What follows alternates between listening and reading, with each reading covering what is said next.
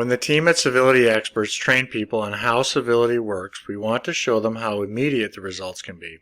To do this, I stress how important soft skills, communication skills, and being present are.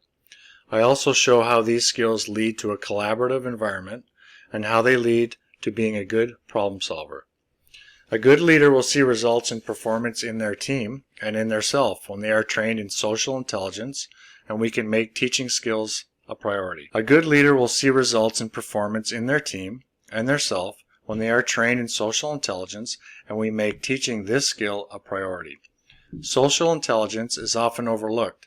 It is the ability to pick up on, interpret, and respond appropriately to verbal, nonverbal, tonal, and contextual cues, and to do so in a timely way.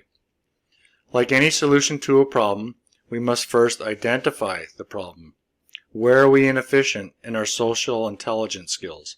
How do we improve upon them? Social skills that need to be learned are reading verbal and nonverbal cues and how to interpret them. When you have advanced social skills, you are also able to adapt your social style to what is appropriate or required in a certain situation. This is a critical skill for supervisors.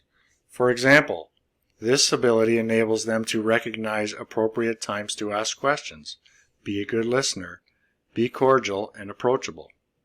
In my 3 books, and in the Civility Experts Manufacturing Civility online course, you will learn a comprehensive list of skills to encourage civility and move towards continuous improvement while easing the experience of the people you work with.